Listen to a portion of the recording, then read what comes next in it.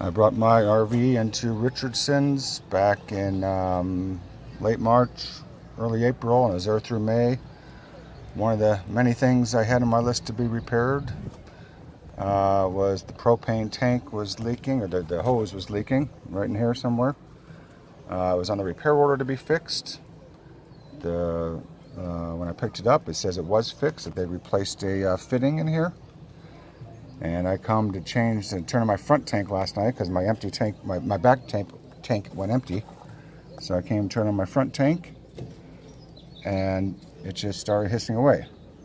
I don't know if you can hear it right now because it's kind of quiet, but I can sure smell it. But it's, I tightened this fitting with a wrench. That's tight, and this is tight, but it's leaking right in here.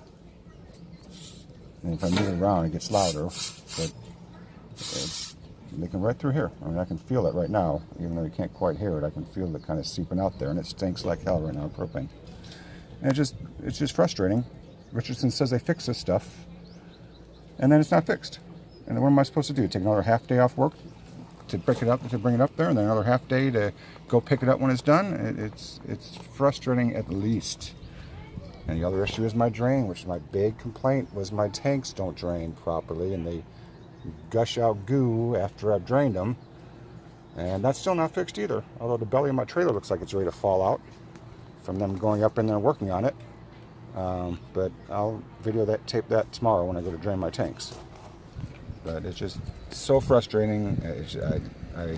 Beyond words, the frustration I got through.